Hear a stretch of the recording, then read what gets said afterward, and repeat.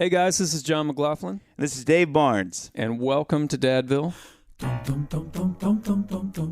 Dadville is a podcast where we talk about life, love, and the pursuit of awesome dadding. On today's episode, we talk with our friend Stephen James. Stephen is a counselor here in Nashville.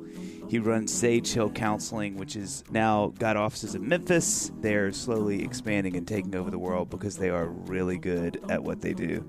He's really wise. Really wise. Really wise. I'm going to say that I have, at any given time, maybe 3 pieces of wisdom that my little brain can hold, and I think Stephen knocked one of those out and put one replaced in one, there. Yeah. John and I both were excited about having Stephen on because he's written books about being a father, about having sons. He knows a lot about this, and so this is one of those episodes we were especially excited about because we get to do some pretty deep spelunking into the world of how dads work and how men work, and Stephen did not leave any crumbs on the table. He pretty much wiped it.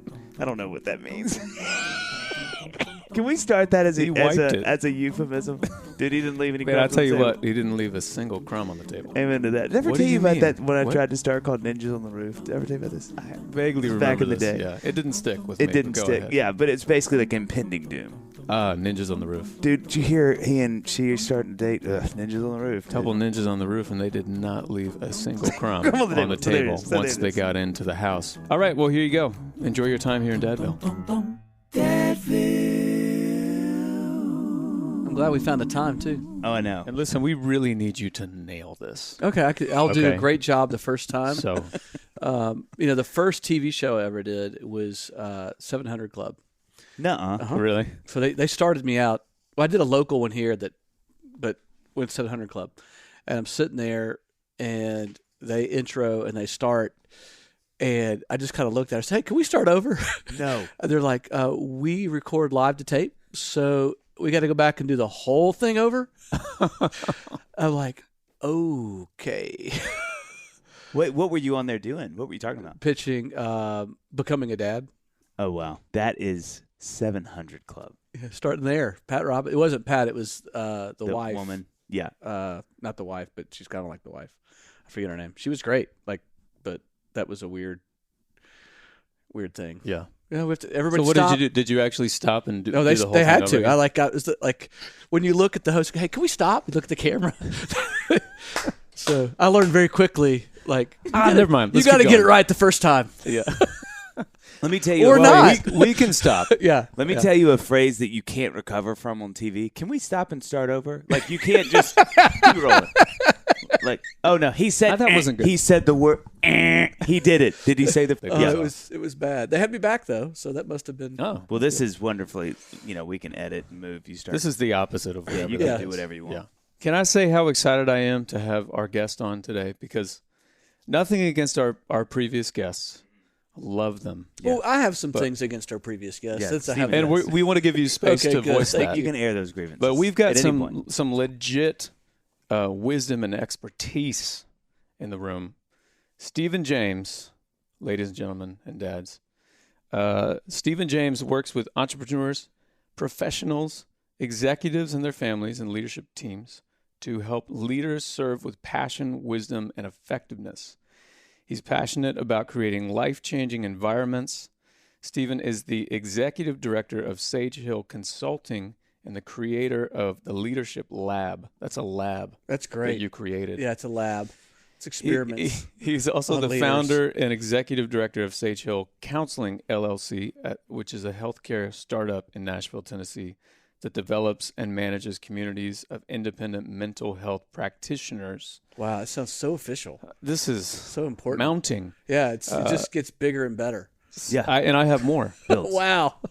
Stephen is the author of 7 books. I didn't know that. That's amazing. 7. That's amazing. Including his newest book, Parenting with Heart, How Imperfect Parents Can Raise Resilient, Loving, and Wise-Hearted Kids. He's been married to his wife, Heather, for 20 years. Over 20 years. Over 20 years. Yeah. Oh, is this an old bio? Sure. No, the word was said over there. I totally missed that. You're right. Years. Over 20 years. And you have 4 children. 4 children. Yeah. Stephen James, everybody. So, Stephen, I have Welcome. to. This is where I get to brag on you. So, there's the official spiel. And so everybody that's listening, That was just off the top of my head. Yeah, you were just riffing. That was sort of a Mad Lib. You just got to fill in whatever words you wanted to. So I get to brag on. I get to brag. I used to love putting fart and butt in the Mad Libs. He Those is are the mayor go-tos. of Fart Butt. So I get to brag on you a little bit. So we had seen Annie and I. I'm outing myself, which I know you can't do, but You're I can. coming out of the closet. Here we go, ladies and gentlemen. Coming out of the dark. So Annie and I had kind of gotten to a season in our marriage where like it was just we had Ben, our oldest, and he was fresh out the kitchen. I mean, like a month or two old. And I've never heard that. Yeah, and we're just experiencing a lot of new things, a lot of arguments, a lot of like we're just not seeing eye to eye. We didn't know how to parent, all these kind of things. And, Annie had been seeing a counselor who was great. I'd been to counseling for a long time with Al, and Al was so wonderful and helpful. But we both kind of felt like we need to, one, go somewhere together, and then we need somebody who can really, like, drill in on this pretty hard. I do have that reputation. You do. And so the funny thing is, truthfully, so we kind of, we asked some friends, and I can't remember now who advised us. I know Annie would remember, but I remember somebody said you need to see Stephen. So I remember going and sitting with you. I remember this so clearly, believe it or not, sitting in the old office buildings with all the noise machines, and the sound machine sitting in the hall, so nobody could hear the person crying in there. yeah, just so loud. But so we sit down, and you're so kind and welcome. How you doing? And I remember you said, so tell me what's going on each of you. And I think I kind of talked for maybe 5 minutes or an hour. Yeah. Or an hour. Let's be honest. 5 minutes. That's evidenced by this intro. Yeah. But so I talked 5 minutes. Annie talked 5 minutes, and I literally remember this so well. You said, "Okay, so I kind of see what's going on here," and I thought, "Wait, what? How can you see what's going?" And literally, you said, "It sounds like this for you, and it sounds like this for you." Is that correct? And we both went. Yeah, that sounds about right. So and then You thought you were so complex, and you found out you were just so ordinary. Not. I'm so ordinary. Yeah. But it began this incredible season of healing for us, and I think Stephen, you've done that in a lot of people's lives for a long time here in Nashville. But I think something I've always been so appreciative for you about. I don't know how that sentence You can ends. be for me and about me all at the same for time. you, about you. Are a few things. One, your ability to discern is insane. I don't know that I know another person that's as discerning as you are. I mean, that's a real gift. And I think as a counselor and therapist, it's so efficient. It's just speeds that process up because there's not, you know what I mean? I think that's a real gift you have, and that's something I'm so excited to talk about too, David. That, and I think also how truthful you are. So I think something Annie and I both realized that we needed was not just someone to help us, but someone who could do it in an expedited manner. Someone that could really sort of go, here's what I'm seeing, and here's what we need to talk about to help with this, And obviously the faith part of your practice is a massive part of that. And then I think that's what I would say the third thing is the ability to sort of bring it into a biblical, Christ-centric context and go, how does the Lord think about this? How do we think about the Lord with this, et cetera? I don't think I ever said that in a counseling session with you. No, you didn't. But I think the way you do it is that. Yes. You know what I mean? Yeah. You're relating it to our spiritual lives and walks. But so I'm super excited you're here because I feel like, we talked about this before we started recording, but something we really wanted with the podcast is for people to be exposed to not just our friends and not just dads and not just people experience, but I think people have real expertise. Yeah. And so People who actually know what they're doing. yeah. Well, I'll go get that guy. You know him. Can you make that call? I think I found him somewhere. Yeah. Yeah. I also so that said, I want to read a couple of these book titles just really quickly. Oh, because great. This is just, and then we can move on. But I just thought this is amazing. So one of the books is called How to Hit a Curveball, Grill the Perfect Steak and Become a Real Man, Learning What Our Fathers Never Taught Us. Another's called Does This Dress? That sounds These are great. amazing. Oh my gosh. Flying off the shelves. Another one's called Does This Dress Make Me Look Fat? A Man's Guide to the Loaded Questions Women Ask. These are Another so bestseller. great. These are so Yup, Nope, Maybe. A Woman's Guide to Getting More Out of the Language of Men. Uh-huh. And Wild Things, You Are Nurturing Boys. I mean, that you guys. You left out one for sure that I think is called Becoming a Dad. Oh, that's right. So that was the first book. That was a 700 Club book. That was that book. It was kind of a memoir around my co-author and I, David Thomas, who's also a counselor. I had kind of my own awakening and kind of spiritual awakening and personal awakening about how my story as a boy and as a man was impacting who I was as a person, kind of in the face of my daughter when she was first born. Wow. And so it kind of set me into this quest for more of who I am and more of who God is. And kind of out of that, we wrote this book about the questions that Dad is bringing to the table, in becoming a new father, right? And that we talk about there's no weightier title that a man will ever bear than father. Wow. Yeah. Like not king, not boss, not celebrity, but like being a father is all of a sudden this mantle's been placed on me, and all I did was donate a little piece of DNA. Yeah. Right. And now all of a sudden I'm ushered into responsibility. Can you talk about that? Why is that the case? Yeah, so there's a penis and a vagina. Oh my gosh. Oh, no, not that. Kids, you might want to close your ears. Okay, but Dad, sorry. listen close. Those are This is technical actually terms. stuff we really need help with. So It's the main reason why we brought you in here. So not talk about that? You can. Okay, you can. That would be a different podcast. Yeah, that's right. Yeah. Sorry, can we start Dr. over? Lewis, yeah. Sorry, can we start over? I'm sorry. Yeah. Talk about what? Why father is such a bigger deal than king or Oh man, boss or- because I think all of us have had fathers, whether we knew them or didn't know them, right? Yeah. There's this, we know we've come from somewhere that's not us, right?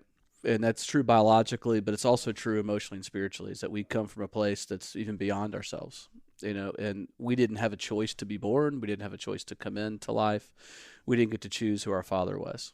And for me, I pretty quickly knew when our daughter was born 18 years ago now, almost 19, whatever I thought being a father was, like I didn't feel up to the task. Wow. Right? I just had this innate sense one day of getting her out of the bath. She was, probably 16 months old or so, and we got her out of the bath, and she looked at me in the eyes, like really like looked at me. Like she wasn't ashamed to look at me. She wanted to connect with me. And it kind of exposed this thing in me that I was afraid to look at me. I didn't want her to see me. And I turned my gaze from her. Right. Wow. And it's a very existential moment for me where I looked away from her, and because I didn't want to be seen. And that took me into a place of kind of ambivalence of like, I want to be a great dad, but to be a great dad, I've got to actually be a better version of me and address some things and secrets and ideas and wounds that I didn't ever want to face. Right. And so I had this choice of like, was I going to give my daughter what she needed, or was I going to stay protected? And that was a real, even more than getting married, like having a child kind of moved me into a place of powerlessness and awe and gratitude that was so weighty, right? And that I knew it was something I couldn't live up to. Wow. And now I know I can't live up to it, which is some freedom on the backside of that. I think I spent the first, 14 years of, I have 4 kids. And so, oldest is 18, the youngest 2 are 13. So we've got 4 teenagers, right? So with the first 14 years trying to live up to an idea of being a dad, and as a best-selling parenting author, I had all the tools. Proceed. All right, Yeah. Let me tell you how to do that. Let me read my book. Let me son. put an effect on your voice right now. Hang on. And I think over the last several years, as my children have moved towards adulthood, and I've realized a lot of what I've been able to give them has been great, and a lot of what I've been able to give them has been very limiting, and that they really are with me for a time. Yeah. I'll always be their father, but they really are made to live their own lives, not live with me. And that's kind of does a wow. I can't go back to when they're 7 and fix that thing. And if I try to fix that thing so that I feel better, I'm really putting something else on them, right? Golly. Right? Let me make up to you. Let me really make up to what a bad dad I was. Yeah. Right. It's like, okay, Dad, like I thought we were past that, or So, but this idea now, I'm walking in this idea of being a father is more about being with my children wherever they are in their development, and less about stamping out, a child in the image that I want to make them, or the image I think that they need to be, or and it's been a real undoing of me in a lot of ways. My ideas of parenting, my ideas of identity, my ideas of my own father, who Heather and I are as a couple, right? Like, kind of let go of the idea that parenting is an outcome-based thing, which really, this is interesting. And you can read about this in Parenting with Heart. That the word parenting did not come into the English lexicon until the 1950s and 60s. Really? And we can mostly thank James Dobson for that. So No it's a way. Yeah. It's a brand new idea of parenting, of the way you interact with a child as an adult will get you some outcome with the child, right? And it's not bad. So all the users who are black and white thinkers and dualistic in your thinking, I'm not saying it's bad. I'm saying that it's a brand new idea. And as we got into psychology, which is a new thing, right? Yeah. It's this study of human behavior is new in the 20th century. We started applying it to children in the mid-20th century, and that became a psychological approach to parenting. That if I do this, my kid will do this, right? Which ends up being a very narcissistic approach. Right. Subtly, very subtly. It makes kids products, not people. It makes their behavior more of a commentary on us as parents. And we have all this anxiety now as parents about, is my kid going to turn out okay? Which is really a question of, am I going to be okay if my kid doesn't turn out okay? Absolutely. You know? So we end up subconsciously putting all that pressure on 3-year-olds, 4-year-olds, 5-year-olds to make grown-ups okay. And that's the real plight of parenting. Instead of being a parent, right?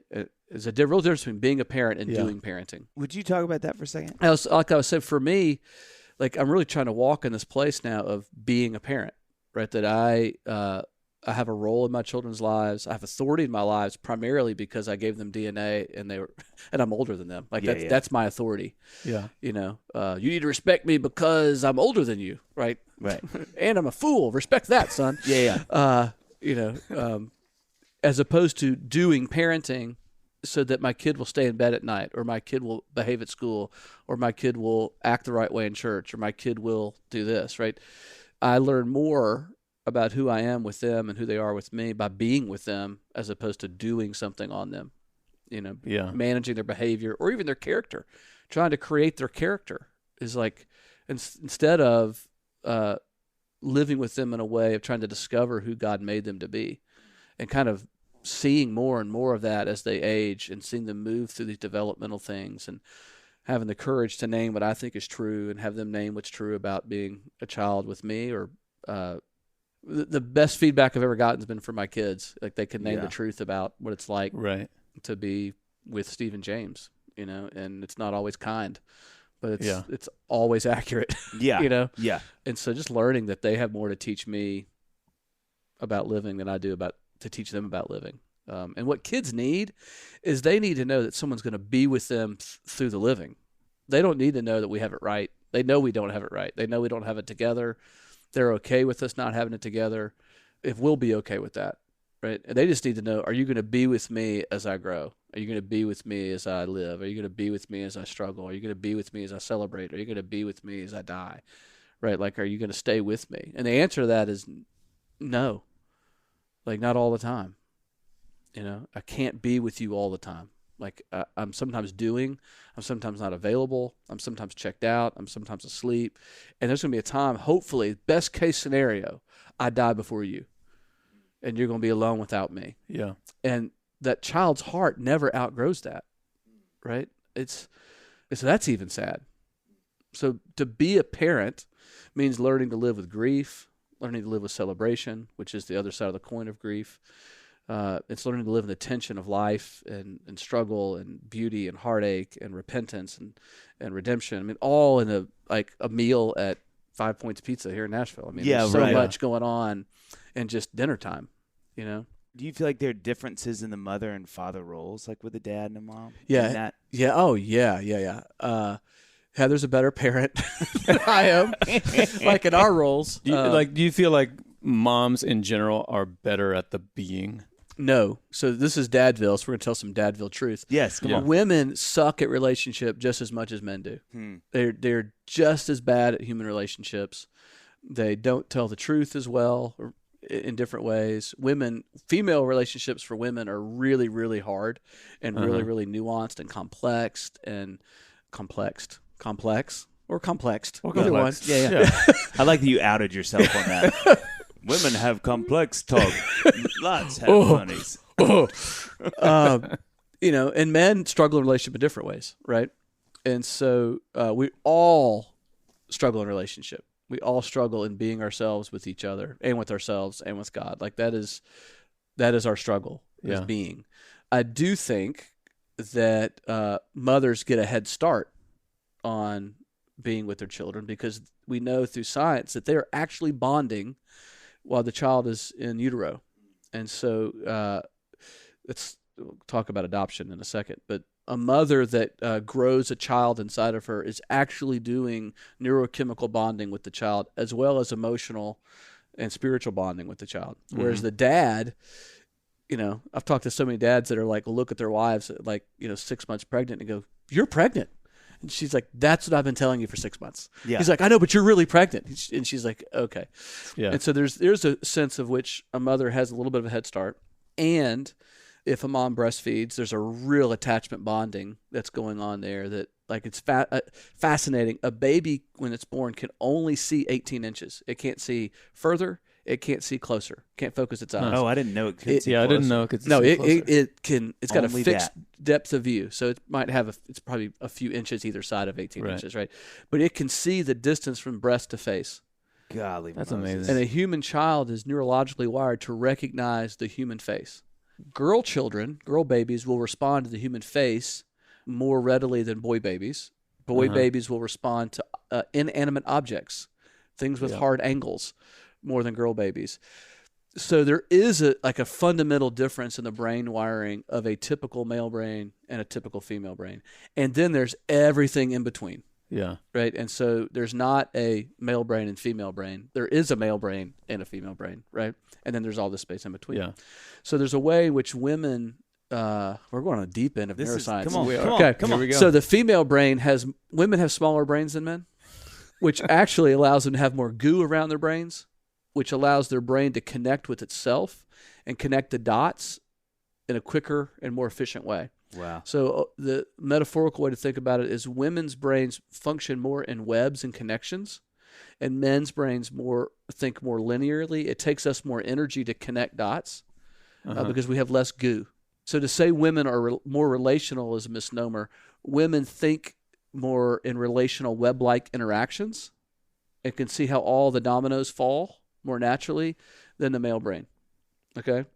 And so I just think that's really interesting, and how we have implications from a neuroscience or brain structure standpoint, and how we move in the world through our gender, right? Especially in the category of parenting. Yeah, And kind of the joke or the metaphor I use is, a typical mom will know if lunch isn't made properly on Monday, what's going to happen to the kid on Thursday. Yeah. Where dad's like, we can just give him some lunch money. Yeah. It's like, you can't give him lunch money because we have gymnastics and we have this going on. And right? And the dad's like, okay.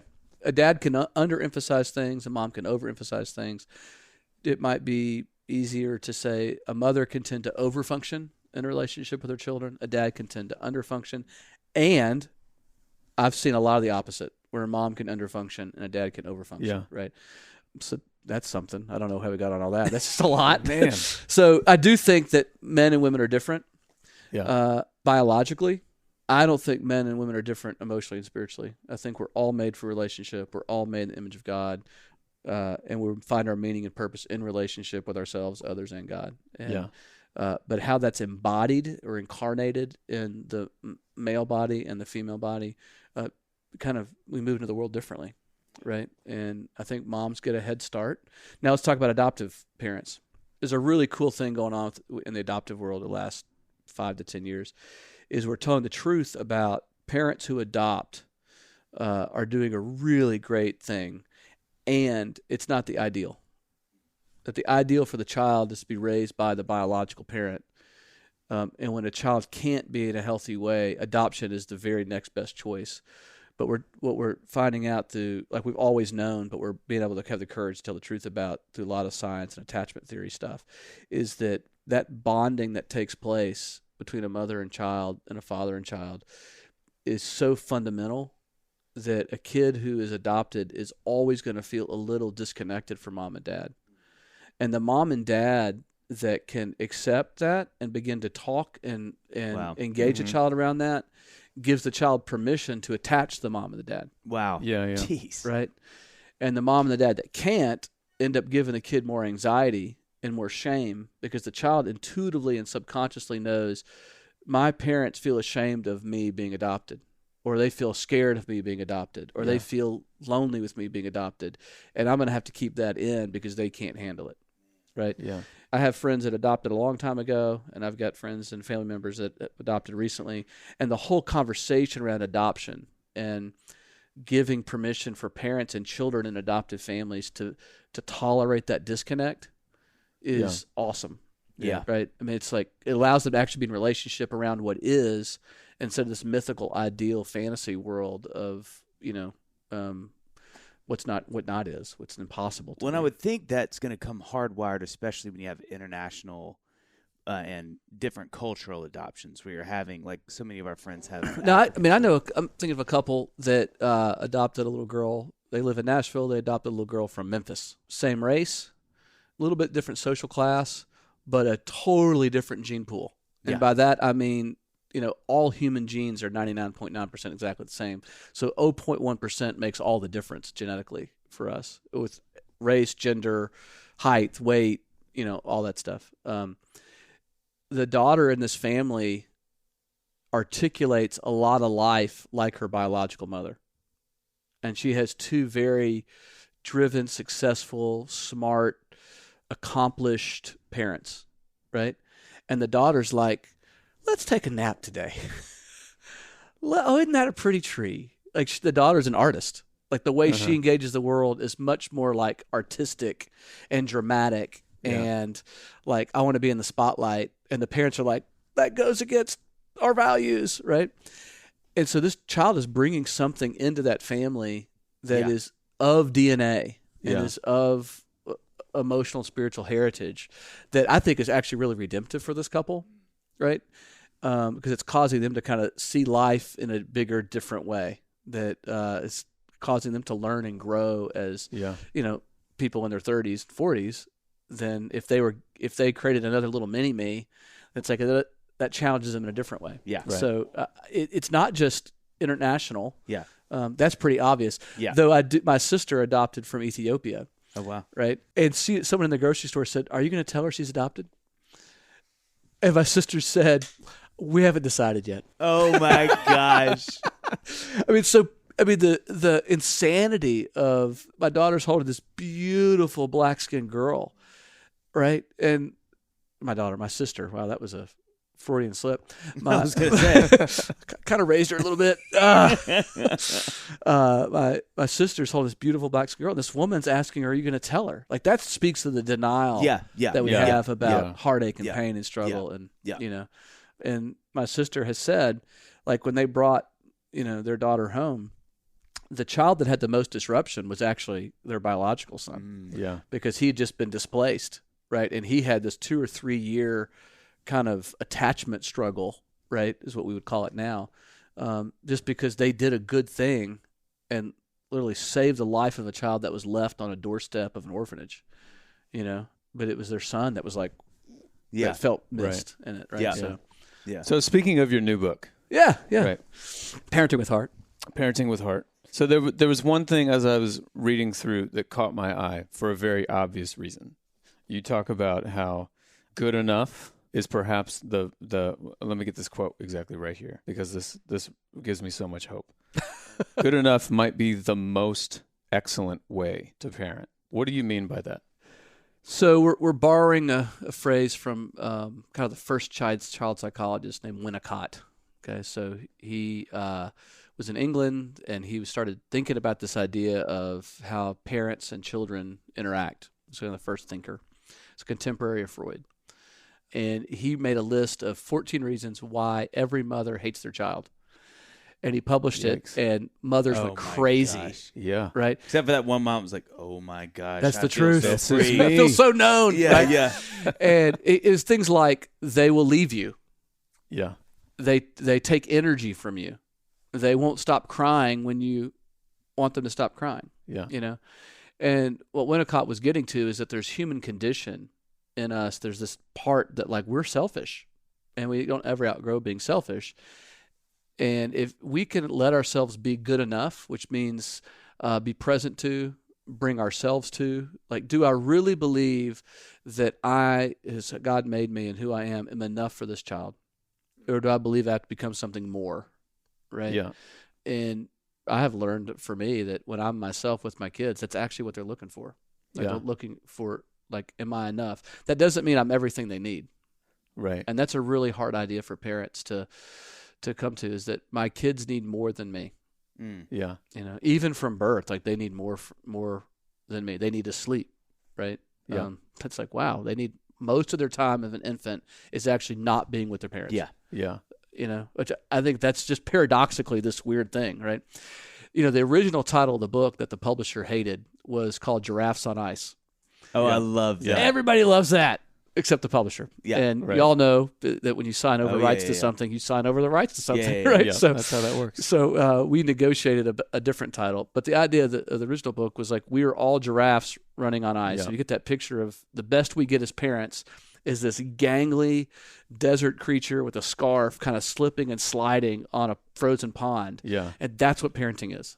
And if Well, we it's could, it's so fascinating because it seems like, as I was reading your book, it seemed like you were almost saying, like, look, guys, before you read through this book, you need, however long this takes, you need to really come to grips with the fact that you are not great at this. yeah. But at the same time, you are the perfect person to parent your child. Yeah, I don't need to You be know. a great parent. I need to be great at being Stephen. Right. Right, Which is Good night. so hard Oh, to do that. so hard. So hard. Yeah. What's Impossible. I mean, what's fascinating about what you said a little bit earlier, how parenting was not even in our language 75 years ago or Yeah. whatever. Is that, so this is just new. This is a modern guilt that we have upon ourselves. Yes, it's part of the.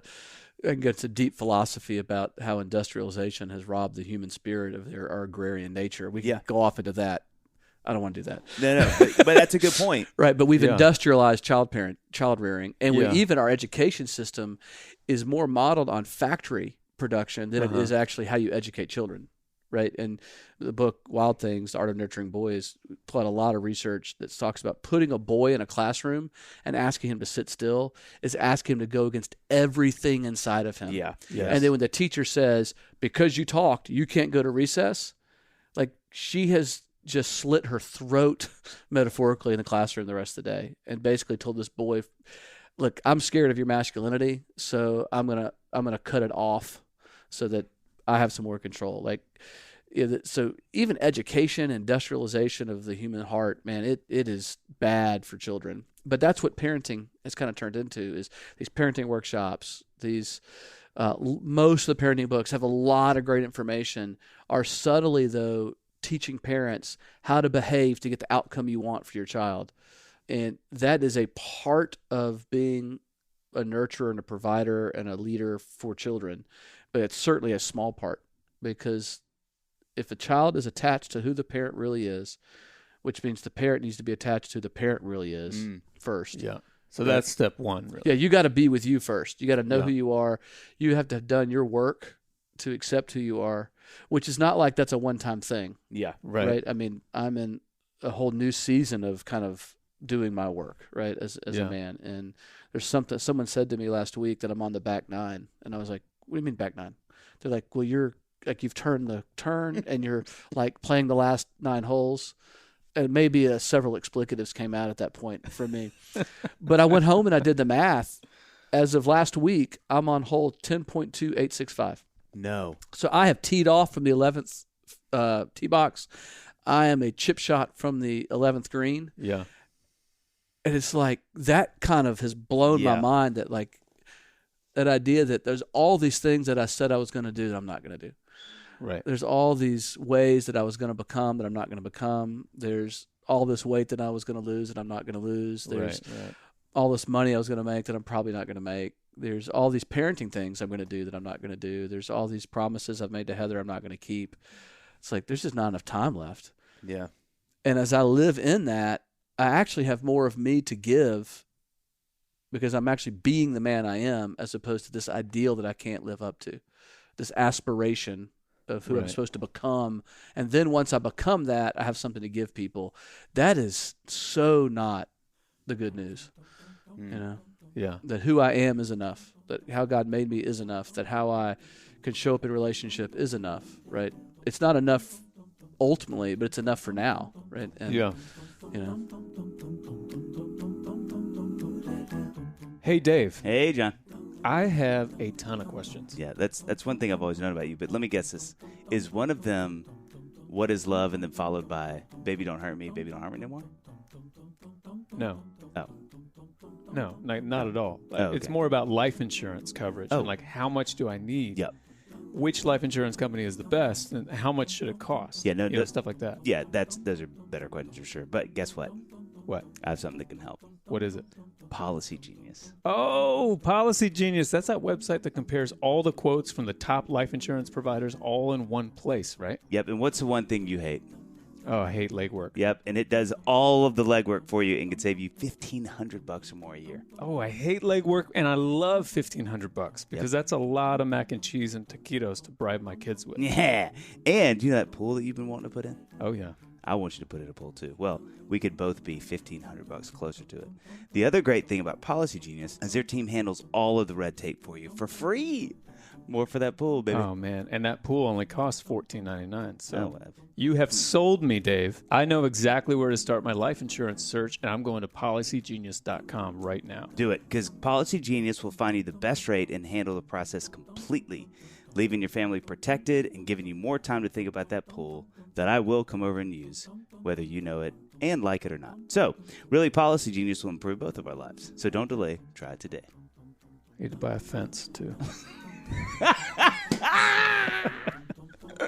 How much is a fence, you think? How much is a pool fence combo? Oh, that's good.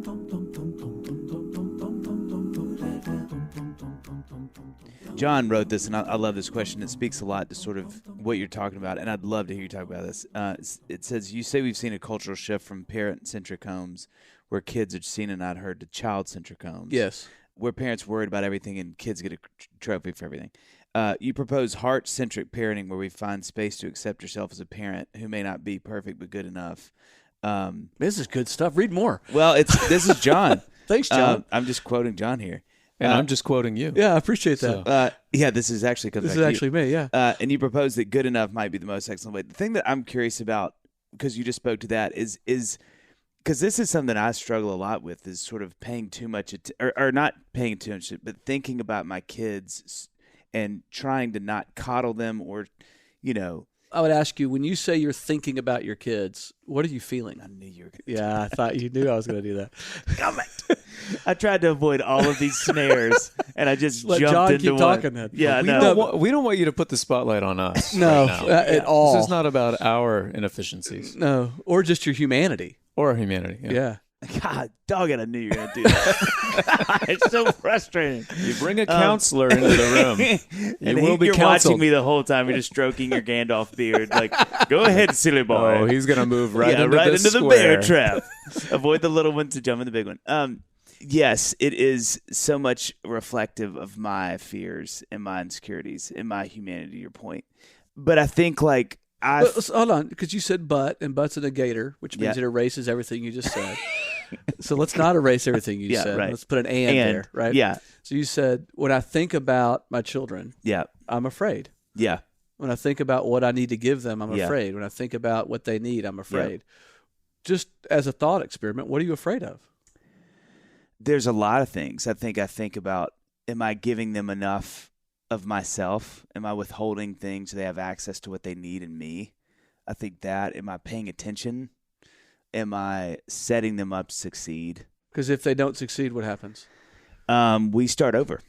Yeah, and that's contractual. No, I think, it would reflect on me. It would say that I didn't Yeah. do a good job, that I failed at something I was tasked with. So it's not really about them, obviously, in that it's about me. So if your children can't tell you how you failed, they're telling you something, right? If you think about your relationships, like if you think of this room, our relationships with our adult parents, to the degree we can't tell them how our experience of them failed us, we know they can't handle us. So if we think about a standard for parenting, or a good enough parent is the kind of parent where a kid can come home after they've been in the world, been in the adult world for a little while, and say, hey, I've seen some things and I'm realizing I'm not playing with the full bag of clubs. Right? There's some things I didn't get in this family growing up. And some of those things you didn't give me, or what you gave me, is not useful. Working, Yeah. And I'm really pissed and really hurt about it. If a kid can bring that to their parent, and the parent goes, good news. Yeah. Then the kid is safe. Yeah. And what creates that? How do you create that as a parent? A parent that's willing to tolerate the truth of themselves. Great. Yep. Which means the parent has other adults that tell them the truth. Yeah. Yes. Okay. Yes. Can you? I mean, I feel like you could say that 5 times in a row. Yeah, I probably will say that. Like you can just echo that one. Yeah.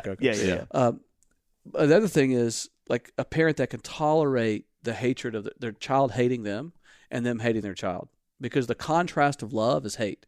Like we only know love because we got a little bit of hate, right? And so if you don't know the feeling of wanting to ignore your child to punish them, the passive aggressiveness of I'm going to make them pay for what they just did, then how do you know you love your child? And your child's got to be able to hate you. And I'm not saying I hate you, Dad, but be able to like draw a contrast with like, I know that you don't always been good for me. I can tell about how you're interacting with me. This isn't about me. This is about you, Dad. Now, a 4-year-old's not going to say that, but they're sure going to express it. Yeah. So if a child cannot cry their guts out in front of the parent, like just grieve to their core, and a child cannot hate their parent openly, right, then the child can't attach to the parent. Golly, Moses. Right? Now, that doesn't mean, it means we have to teach our children over time how to be respectful. We need to teach our children, like, hey, there's boundaries. So I'm not talking about a world without boundaries, right? I'm talking about a world where there's emotional permission for the child to have an identity and really discover who they are in the context of themselves and in a family and in a culture and in a world. That is so hard. Oh, it's impossible. God, that's hard. It's not just hard, it's impossible. As a parent, trying to walk that fine line of here is how this child is. So like Xana, my middle, who is so fun. Yeah. And she's big and she's bold. But I mean, just the same for the opposite. Yeah. When it is wrong, it is. We laughed about this with your girls too, like how she can go from like, and I can do one thing. She's like, oh my God, that's funny, Dad. I'm like, you are crazy. Something is wrong with you. Yeah. But I think like trying to give any sense of rails, some sense, trying to give her a space for that, celebrate who she is, and go, thank God, I think we're trying to do that, where we don't come in and go, stop crying. We go, okay, hey, can you just like, let's pull that in, and not go, don't cry, or don't act crazy. But that's so hard. It's hard to know how to navigate and give your children, like you said, some sense of boundaries while not squashing who they are. Yeah. We read a series of books called Alcatraz and the Evil Librarians, which is some kids' books, actually. Oh, wow. Right? And it was eye-opening for me. And it was about this kid named Alcatraz Smedry. I'm going to go on a long tangent. Alcatraz is adopted. He's in foster care, and everything he touches, he breaks. So he gets moved from foster home to foster home to foster home. And his last foster home he's in, he burns it down, trying to make breakfast for himself. And one day, this old man shows up and says, I'm your grandfather. I'm here to rescue you. You have to come quick. The librarians are after us. And the kid's like, what? A grandfather, what? And he goes, yes, you're a Smedry, my boy. Come on. And he kind of talks this kid, it's a kind of weird old man, talks this kid to jump into a car and driving off with him to kind of save his life. And what the kid finds out over the course of the first few chapters of the novel is that he lives in this altar world called the Hushlands, which is controlled by the evil librarians that are suppressing the truth, and that he's actually from the clan of Smedry, who has magical powers. His power is the breaking power, which is the most powerful thing of all. And think about that. So when someone points a gun at him, he can point at the gun and the gun breaks. Wow. His grandfather's power was showing up late to everything. He's been late for his death on several occasions. Oh, right? That is genius. He's got a cousin, when she goes to sleep, she wakes up with like really bad bedhead, but she can disguise herself and look like somebody else. right? He's got another cousin that gets lost. And so if they're being chased, he leads the way and they'll end up like in Tibet, right? And so this author starts turning this thing around on us in this book where we start thinking our greatest foible is actually our greatest strength. Yeah. Wow. And I think we start thinking about our kids that way, and we start naming their personality in a different way. Yeah. We start seeing, wow, because it's true for us. Our greatest strength is our greatest limitation, and our greatest limitation is our greatest strength, right? And so we start seeing that for our kids. You think of your daughter, and you go, wow, she's a wild card, right? And she's not going to be managed. Yeah. And yeah, it's like, I wouldn't be too worried about her going on her first date then, because she's going to tell Amen. the guy exactly the way it's going to go. Right? Well, and that's exactly what I have 2 girls. Yeah. And on my way over here, my wife was like, she stopped me and she was like, will you, in all seriousness, will you ask him how we raise these 2 girls who have complete control over us? I mean, my daughters, Luca and Livy, they are... It's like a band right there. Whatever is in there is so great. Yeah. If I could be... Honestly, if I could just put it on pause for another 10 years or something and make my life a little easier. We never get better than 4 years old. That is the best we get as human beings is 4 years old. Yeah. We're so pure-hearted. We're so open. We're so ourselves. And then everything after that's just skills. Right? But our humanity is... And even Jesus said this, unless you come to me like one of these children... Right. This is as good as it gets. Well, and I was thinking about that when you were talking about when your daughter was 16 months old and you had that moment in the bath. I mean, how amazing is that? Oh, she didn't say a word, just looked at you. Yeah. Probably have had so many friends and colleagues around you who couldn't get through in the way that she got through to you in that look, Yeah. But I wholeheartedly agree. Like, my daughters are not going to be, they're not going to have a problem on that first date. Yeah. That's great. What about me in the next? You're going to have a lot of problems on the first date. I have to be with them every day. You talk about how your children will become what they will become at 50. It's shaped more by their experiences, more so than how we teach them how to behave. Yeah. Which I feel like that says I'm looking at this from the wrong angle, because every day, whether I'm giving myself a pep talk to come in, how am I going to handle how they're going to behave in the morning? They're not going to want to wear that outfit. They're not going to, whatever it is, how I can wrangle these kids in. Or fast forward 12 hours when I'm laying in bed at night and I'm like, I didn't do that right. I didn't teach them right, or I didn't say the right thing, or whatever. Can you explain that a little bit more? What do you mean by they're shaped more by their life experiences more so than how we're teaching them how to behave? Yeah. What I mean by that is we're shaped more by our life experiences than by how we teach them to behave. Children are... That was Stephen James, everyone. Right? Thank you so much. Children are terrible at following directions, right? Yeah. Adults are bad at following directions. Yeah. And that's why I want to teach my kids how to follow directions. Yeah.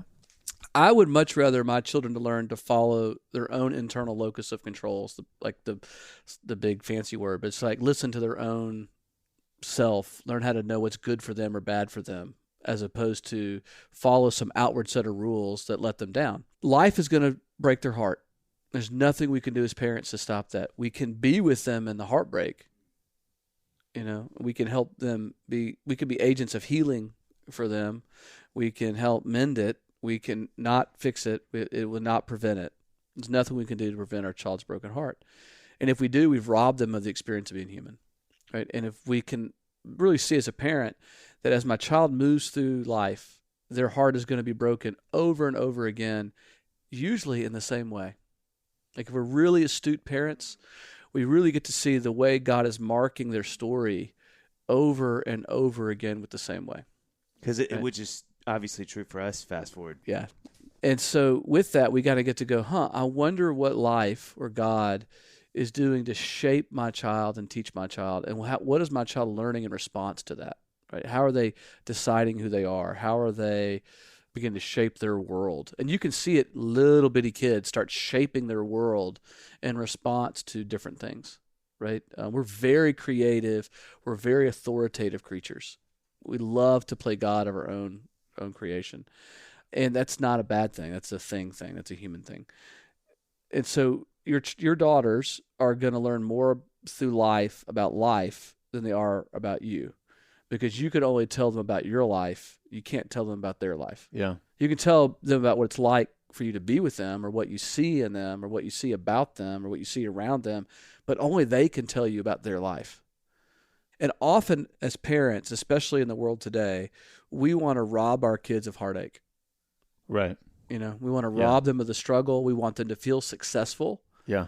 And one of the biggest shams we're pulling on our kids is letting them feel successful when they actually haven't done anything. To the point about trophies. Yeah, that's so we're seeing kids at Sage Hill Counseling, 20-somethings who are coming out of college, and they're realizing they are so not equipped to be grown-ups, that they've never struggled, they've never not succeeded. If they have not succeeded, the parents come in and talk to the college administration, right? Still, yeah. Like the idea when I was going through college that a parent would call the college, right, is insane. But now it's like they have whole orientations for parents in college. That's amazing. They have parent orientation. That's amazing. Right? And I really think it's coming from this place. Parents are scared to death about life. They don't know how to deal with their own pain. They're afraid of their children's pain. Yeah. Right? So if we do better at dealing with our own heartache, struggle, celebration, then we could be with our children in it. Yeah. And we're not afraid of their heartbreak. We're not afraid of their skinned knees. We're not afraid of their breakups. We're not afraid of their Fs on their report cards. Right? I'd much rather have my children fail 5th grade than help them pass 5th grade and then get out of college and not know how to go to a job. Right. Right. Because we've pushed them through. Yeah. I want them to follow their heart and go for it. We have a chapter in the book called Climb the Mountain of Your Dreams, that a parent's job is to help the child climb the mountain of their dreams, knowing that most people don't make the mountaintop, and that it's going to break their heart along the way. And it's going to break our heart for them along the way. That's awesome. And some people do climb the mountaintop, but then guess what happens? You got to come back down. You can't live up there. And that's sad. And you just can't avoid it. You cannot avoid it. Life is tragic. Yeah. Well, and That's it's the good good for news. me to remember that really in at best an indirect way, I'm just trying to prevent pain for myself. Yeah. Because, like my daughter Luca just started kindergarten. Oh God, which is so sad. So I went to this meeting for dads. Yeah. So we had this big meeting, all the dads of the kids in the school got together. We've got a program called Watchdog and all this kind of stuff. It's a great program. Wow, that's cool. It's really cool. But so as I'm in this meeting, we were supposed to bring our kids with us, and they took them out to the little like playground next to the cafeteria there. They've got some teachers watching them, and they're playing. Y'all drink beer. Someone tapped a keg. That's exactly right. And so we're sitting there, and I'm looking out the window, and as I'm listening to the speaker, I'm watching my daughter Luca, and I realize I'm like as if she's on the soccer field, and I'm rooting for her. I'm like, oh, is she playing with that kid? No, she's not. She's okay. She's by herself. Okay. I really want her to find a kid and play. I really want her. I really want my daughter to be social and I don't feel like I need the trophy necessarily more as much as it's I don't want to feel the pain of seeing my daughter in pain. Now the reality now at least is she's fine. She's playing with some leaf or something. She's great. Doing kids this stuff. is a great night.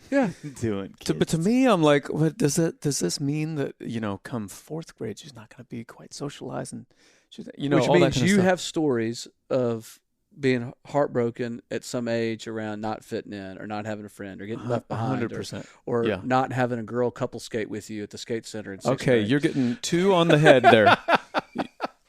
That was one step too far. That was too far. So yes. So being conscious of your time, I want to. There's 3 more questions. We have 2 that we ask at the end. Okay. But I want to ask this one because this is something we've talked about, and I just feel like, especially with Dadville and sort of dads, and this is something you have a lot of things to say on it. So I thought before we ask our 2 last questions, I really want to hear this to kind of pivot us out of this. But Could you talk a little bit as men and dads, sort of the seasons we go through? Oh gosh. Just like, can you sort of give the bugle call to like, heads up, dads? Here's some things to know this is going to happen. So when and if they do, you don't sort of go like, what's going on? So the first one, I'm going to make this up on the fly. So I love this. Do some jazz. The first one is, I'm not ready to be a dad. The second one is, I think it'd be cool to be a dad. Yeah. The third one is, oh crap, I'm a dad. And then that stays that way a long time. I was gonna say. If we ever get out of that, it's like, oh man, like it's so cool to be a dad. I'm watching some dads that are older than me telling me about, this is what my children are teaching me as they've come back home. This is what they're teaching me. I think there's this middle area. I don't have much to offer a kid in the early stages as a dad, it feels like. Right, like I do some operational things like change a diaper, put them to bed, feed them, go to sleep. But I'm kind of like, when do we get to play? Like, and I think a lot of us dads miss that window of going, this is actually the time where just being with somebody is actually really, really cool. They don't really do much. They don't need anything. And so that's kind of the first phase, is like, after we go, oh crap, I'm a dad, is going, can I tolerate just being with this child and trusting that that's enough? Like, can I let myself be open to the pleasure of just connecting with a little thing that doesn't need anything, you know? And then around, 2 or 3, we have this first experience called, I told you so, Dad, which is like, no. Our child says no. Their favorite word is no, and then mine, right? Which is the beginning of actual identity formation. The child starts to go, hey, I can say no to you. And it drives you crazy. Like, it's time to go to bed. No. And then I get to push this button, and you have all this power. So the I told you so dad says, well, you're going to do it because I told you so. So it's about us exerting power, Dave. It's about us exerting power in order to have control. Yeah. So we start to get this hint of life being out of control. And then we've got Little League Dad. I've coached every soccer level from 4 years old to professional soccer. And so I was really certain my kids were going to play soccer. Sports were a huge thing for me growing up. It was a real salvation place for me, where I found identity and community and affirmation and struggle and so much of me. So all my kids started playing soccer at 4, 5, and I was their coach. And by 8, they'd all quit playing soccer.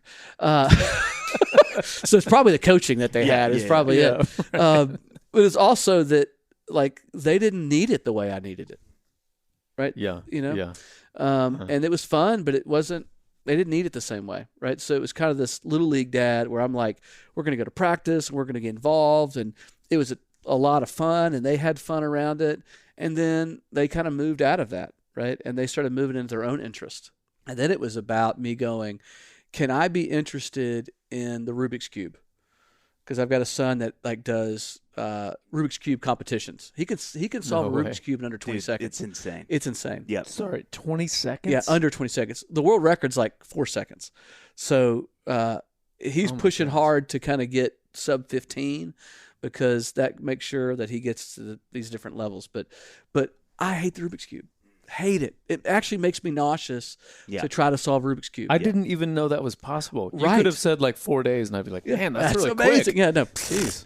Right. Then there's different kinds of cubes. There's 3x3s, there's 4x4s, there's 2x2s. There's is the exact right? same.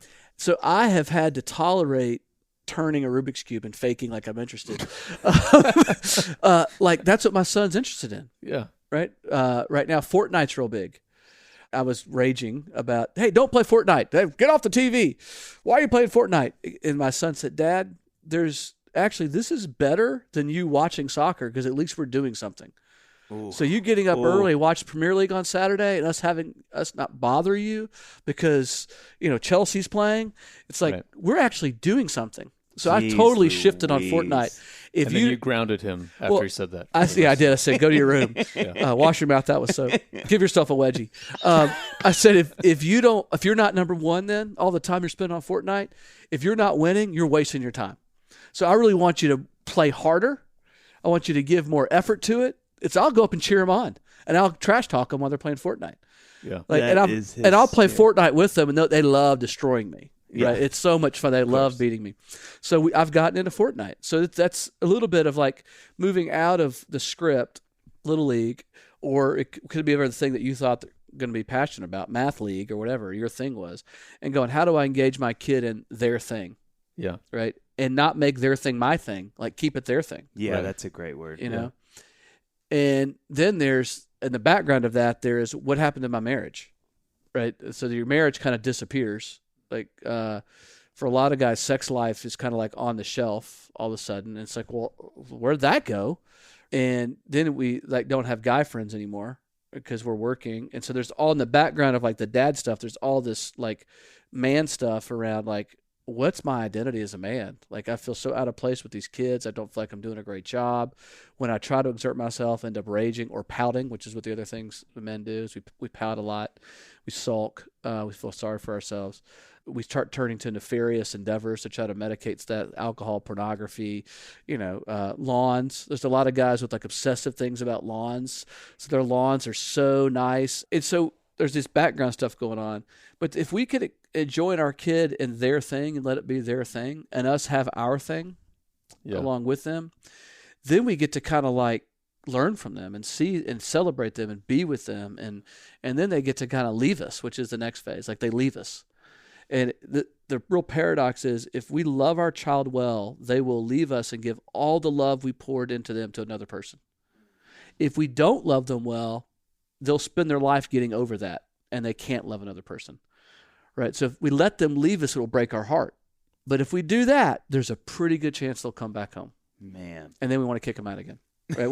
No, it's like they'll want to come home. Right? Yeah. And so right now my hope is they'll want to come home for Thanksgiving. And I tell couples when I do like pre-engagement or premarital counseling, if you can't not go home for Christmas your first year of marriage, you're not ready to get married.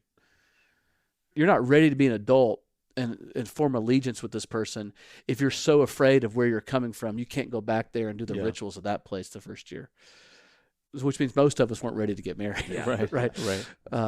So So it ends with this great homecoming, right? If we have walked through those seasons well, it ends with a great homecoming. If not, our children are always trying to find their identity by pushing against us instead of moving into their own life, and that's sad because they define themselves off of us, not out of God who made made them to be. So, wow, Yeah. weighty, All right, heavy. So the two, and then we send you off. We ask everybody these at the end. How did Drew answer these? Because I want to do better than him. Just horrible. They were. We were laughing. No, they were We good. laughed. We laughed. I know I'm not going to top Al's answer, so I'm just gonna. No. Yeah. What is the thing that will make you feel like a successful dad? You personally, like what do you want your kids to say at your funeral, for example? I will miss him. I knew him, and I will miss him. And he lived. Like a friend of mine talks about, it's not the dates, it's the dash. Mm-hmm. Right, my friendship, Yeah. who actually co-wrote the book, Parenting with Heart. He talks about living the dash well. But if my kids can say, I knew him, I will miss him, and he lived. That will be teary-eyed, man. That's God, look at me. like You just killed me. that would be what I would hope for. Yeah. Oh God, y'all didn't tell me. Y'all doing Barbara Walters on me. Which what I take from that, and really what I've taken from a lot of what you've said so far is, and I wrote it on my little sheet here, is just being. Yeah. Let's put aside the fact that that's very difficult and perhaps only getting more and more. Babies more are great at difficult. Babies are great at Yeah. it. But that's a reflection of like you were with your kids. Like one of the things that I took from Al is how well he knows his kids and how well his kids know him as a human being, which is sort of, in a way, it seems like, yeah, well, of course. But on another hand, I think, is that how I approach my relationship with my daughters? Because I can so easily fall into the like, I'm approaching parenting as a job, am I doing this right? Am I successful? Well, it seems, the thing that I've thought so much about with my kids is like that counterintuitive thing for me, which is, who are you? Looking at each kid and going, who are you? What are your interests? And not going, let me tell you who the Barnes are. Mm-hmm. Yeah. Because I think that's the paradigm shift for me, is Mm-hmm. to go, this is not about you conforming to our family. It's about going, who are you in this family? So when I look at each of our kids going, who are you? How do I celebrate you? How can I be with you in who you are? How can I tell you the truth about who you are bothers the crap out of me? Yeah. But that's such a and not try to paradigm. change that. Yeah, it's stuff. like, I can see the good side of that. Yeah. But like, you know, that's weird. It's weird in the way that, you know, one of my greatest fears would be to be somewhere and one of my kids is so who they are that people are like, well, that's kind of. Oh, we showed up at church one week and 2 of our kids didn't have shoes.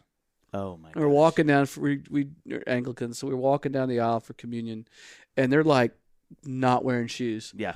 And the first thought was like, "Oh, Heather, you're a terrible mother." The second thought was, "What's everybody else think?" Yeah. And the third is like, "Who the f cares?" Yeah. And I said, "How'd you forget your shoes?" He goes, "I don't know. I'm a boy. It's warm out."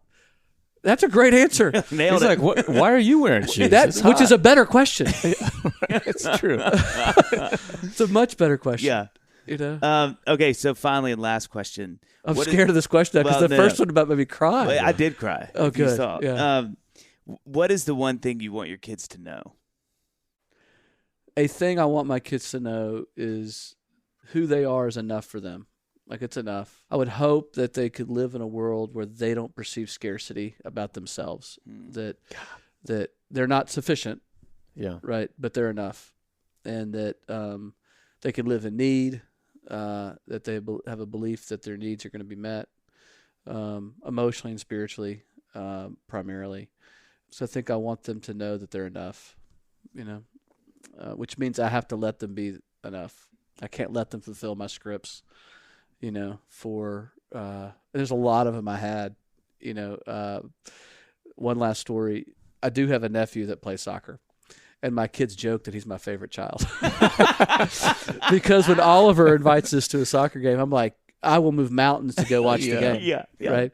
Or a friend of mine's kid, you know, he was playing high school football. I would go watch the high school football games and cheer, and was kind of that obnoxious parent, right? And my kids are like, yeah, you like that kid better than us. And they're able to kind of tell the truth of my story, you know, going, we know you're sad. This is shorthand of saying, Dad, we know you're sad that we didn't live up to your script.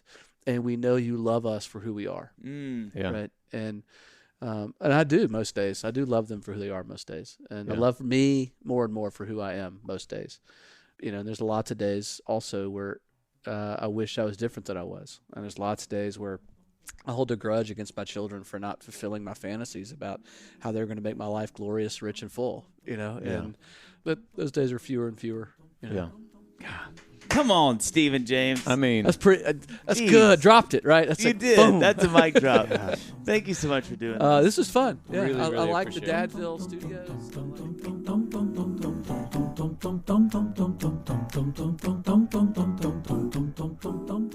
All you wonderful, beautiful, kind people, thank you so much for listening to the episode. if you have a second, please make sure to subscribe, rate, and write a review, Unless it's bad. because that stuff really does matter. And please follow us on socials. You can find us everywhere at Dadville Podcast. Also, you can follow us each at Dave Barnes Music and at John McLaughlin to find out more about our music. Thanks for listening.